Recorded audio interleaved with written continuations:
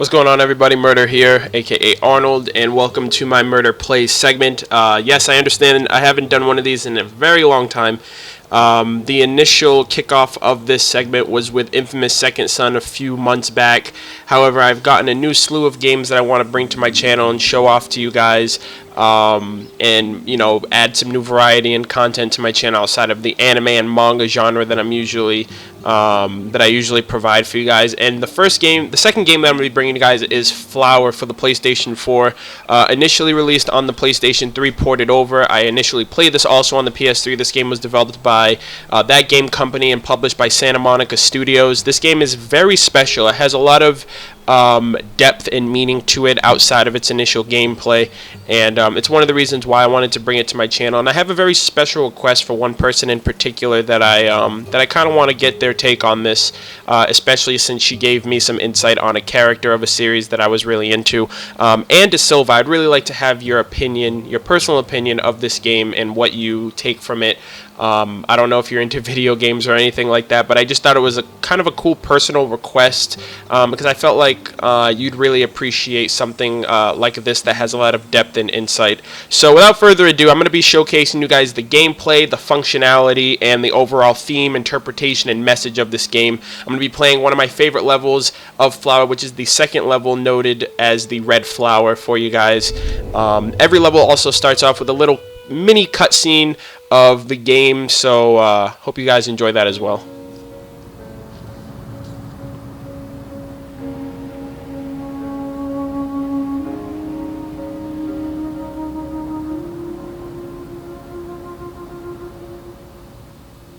Alright, we get that little small scene of the city theme, which plays a huge part in the game and its overall meaning. So every level of the game starts off with an infancy flower of the one that you chose at the beginning, which is the red flower for us. The journey starts, we pick up our controller, we press a button, and we're off on our journey as a flower petal. Now, one cool mechanic of this game is, while conventionally games are played with the buttons and the control stick and the D-pad, this game utilizes the function of the motion control in the controller. So you see me swaying from left to right, up and down. I'm actually doing that physically with my controller. So think of it as people who usually play their games, like if it's a fighting game or a racing game, and that you see them moving from left to right and stuff like that, feeling that momentum and movement has an influence in their game. That's kind of the same way that this game works, and it actually provides a different relaxing tone to the game, along with everything that this game conveys and brings to the table. So as you can see here, our overall objective in a straightforward sense is we start off as a single petal, flower petal, and we are basically controlling the wind, and our objective is to go to each flower that we interact with, bloom that flower, and to take a petal along with us, in a sense of transcending in the form of nature. Now, this game's overall theme, in my opinion, because the creators of this game also mentioned that there's probably 1,000 different interpretations for this game.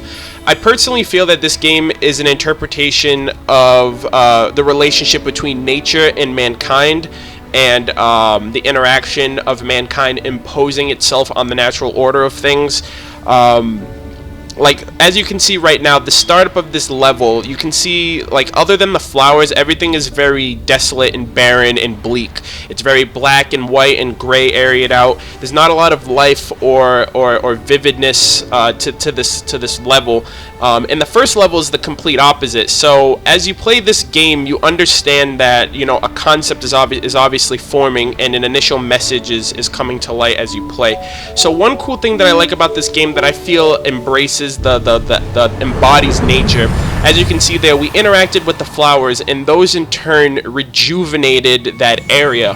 And I feel like this is a greater message for what nature, the essence of nature, in the sense that nature is basically there to flourish, to rejuvenate, and to create anew with time. And over the course of this game, you'll understand that mankind's influences definitely come into play, with the concept that mankind's instances of urbanizations, with creating settlements and buildings, pollution, and things of that nature that essentially are a threat to to nature is definitely apparent and plays a big role in the overall focus of the game. And that's what I really appreciate, because this game really gets you thinking. It's a very thought-provoking game, and if it wasn't for this game, I don't think I would really pay much attention or have a lot of insight into that concept, because I do understand that mankind is a very dominant force, you know what I mean, and nature is just something that's essentially there to be, you know, something that we can claim to do whatever. You know, we can destroy trees, we can destroy fields and natural habitats for the forwarding of our species. And this game just really speaks to me in a different sense of, you know, at the end of the day, nature is the most precious thing on this planet, before humans, before anything. And nature is obviously the precedent of, it's pretty much the focusing point of, you know, our planet.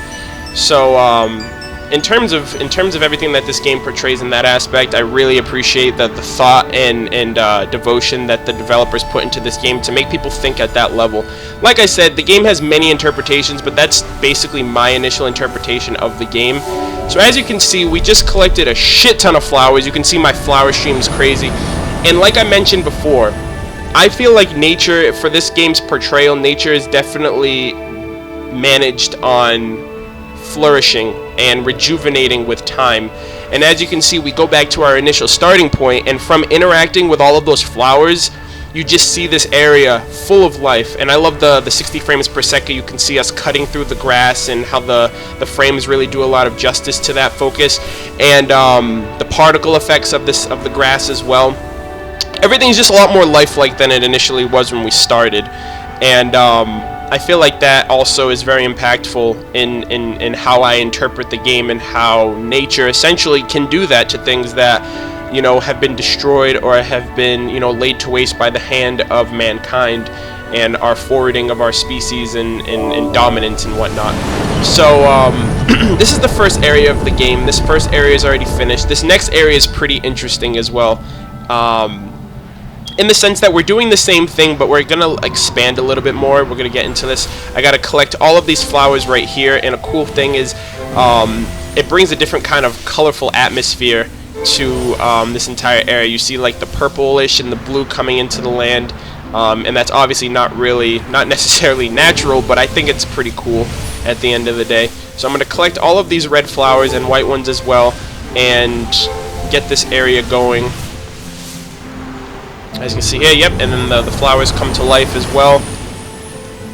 And I'm going to end up having to collect more of the yellow flowers that trail along, and then some white flowers will be coming in here and there. I have played this game before, but just for the overall, I just want it to be known on my channel, and for people who subscribe to me and know my content, just to see the type of games that I play, or the certain games that I'm into and all that other stuff. So we are basically just surveying this whole top half area, getting all of these flowers, getting the yellow ones and the white ones too, and then we have to basically do the same thing on this side to pretty much carve out the full area of this section. There's one more section too, so this is a 3-part world. This is my favorite world as well, especially towards the end, the last part. Oh, hold on a second, I missed. You should have I wish I had a webcam so you guys can just see the motion I had to make to actually go back, because all of this is motion is motion. So I actually have to move my body and move my hands and arms around. So look at that. This entire area just flourishes, and it's just, I feel like this is definitely a testament to my personal interpretation of the game. Like, I feel like my interpretation is more accurate in the sense of just everything that we're witnessing right now. Like, we saw this place when I first got here, and it was like, it was barren, it was lifeless, it was desolate, it was bleak, and now it's breathing a lot more life than before thanks to our interaction with it. So this is the last little mini area that I have to come to finish up this area. Grab these last few flowers, and there we go. So we basically finished up this second area. Look at this place. And then look at our flower stream on top of that. Just look at all of the petals that we have, and remember that each flower that we interact with grants us 1 petal. So just imagine how many flowers we've collected so far. Like, this game's amazing, and it really I don't know, it's just a very sentimental experience to actually play this game. The music on top of that, the OSTs play a huge part, a huge role in embracing that emotional attachment to the overall theme of the game. So the last area we're getting into, again, we're getting back into that bleak mindset, that bleak and desolate and pretty gloomy environment. So here we have different flowers. We have some blue flowers now, and these flowers and the next flowers you're going to see in this area are pretty interesting. So this is the first area. As you can see, this whole area is going to glow with life pretty soon.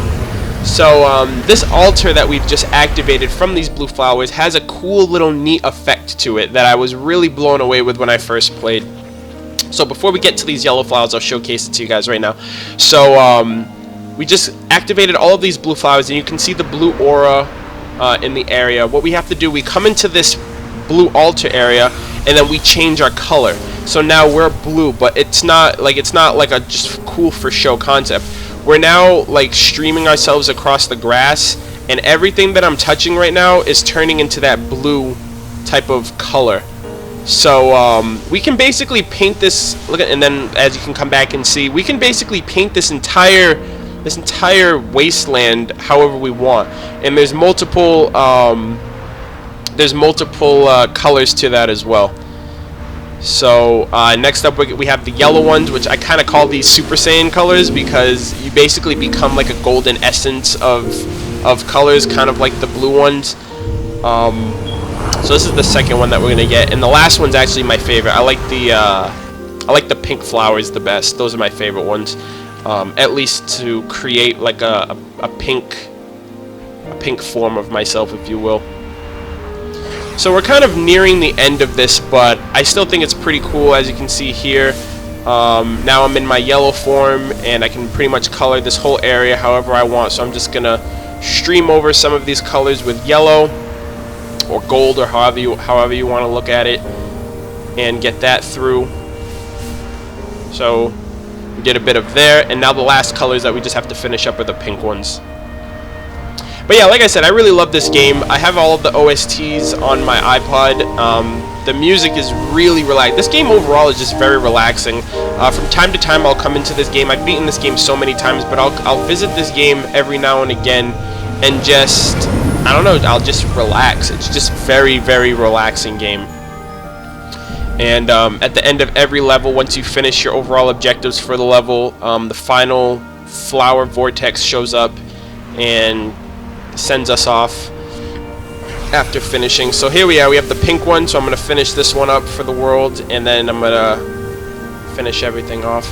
But yeah, like, just look at this level. Like, just look at it, look what it's like now compared to what it was when we first came here. You know what I mean? Like, it's amazing. Look at this.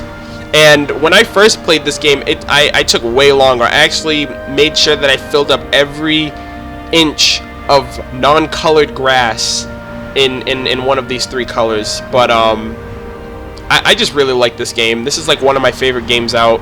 I always come back to it every now and again, and we have some yellow again, so I'll just come on and color this up before I finish up, get my final thoughts in for you guys. But yeah, like, if any of you guys have a PS3, a PlayStation 4, definitely give this game a try. This is only the second level, but a lot of the other levels really touch up on the overall theme of what I feel like the game is, which, like I said, it's more of a representation of nature and mankind's interaction, and how they both clash every now and then, but at the end of the day, how they basically have to go hand in hand for the betterment of both mankind and nature.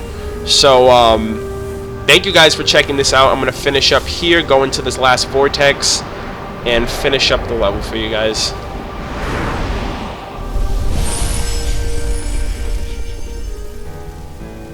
And it all ends up finishing with a red flower that we also started with, which was pretty awesome.